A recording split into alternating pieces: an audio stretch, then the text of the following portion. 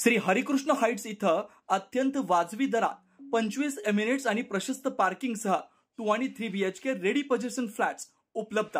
बुकिंगसाठी संपर्क पार्श्वनाथ प्रोजेक्ट 9090 78 78 33।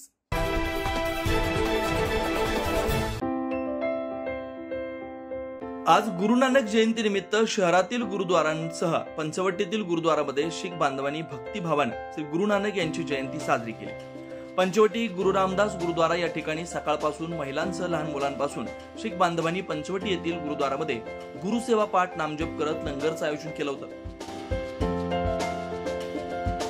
सोबत गुरूंचं कीर्तन प्रवचन देखील आयोजित करण्यात आलं। या प्रसंगी परिसरातील अनेक मान्यवर उपस्थित होते।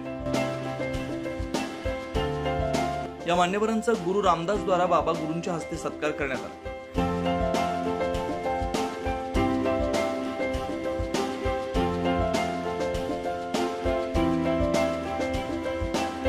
या प्रसंगी आजच्या कार्यक्रमाच्या बाबतीत गुरुद्वाराचे पदाधिकारी गुरमुख सिंह संधू यांनी माहिती दिली।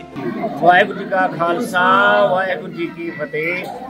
आज पावन दिन है, आज गुरु नानक देव जी का जन्मदिन, जिसपे आज हमारे सारे जितने भाई बहन हैं, चाहे वो मराठा समाज से हो, चाहे सिख समाज से हो, सिकलगढ़ समाज से हो, सिंधी समाज से हो, सारे ने एक साथ अपनी एकजुटता दिखाई है।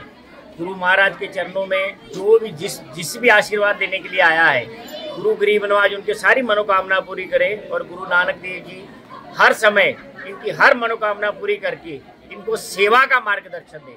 वाहेगुरु जी का खालसा वाहेगुरु जी की फतेह। तर पंचवटी कॉलेज परिसरातील डेरा नारायणधाम उदासीन आश्रम गुरुद्वारा इथे देखील मोठ्या प्रमाणात कीर्तनाचं आयोजन करत लंगर प्रसादाचं आयोजन करण्यात आलं। या प्रसंगी 9 न्यूज महाराष्ट्र संचालक किशोर बेलसरे व भाजपा तपोवन मंडल चिटणीस उज्ज्वला बेलसरे यांना देखील आमंत्रित करण्यात आलेलं होतं। यावेळी अनेक शीख बांधवांनी आज श्री गुरु नानक जयंती निमित्त प्रार्थना केली। यावेळी गुरुद्वाराचे महाराज बाबा ब्रिजपाल सिंग यांनी कार्यक्रमाविषयी अधिक माहिती दिलेली। या गुरुद्वारामध्ये महिलांचे अनेक शीख बांधवांनी जयंती निमित्त गुरुद्वारात गर्दी केलेली होती। या प्रसंगी मोठ्या प्रमाणात लंगरचं आयोजन करण्यात आलं। बोले सोनिहाल।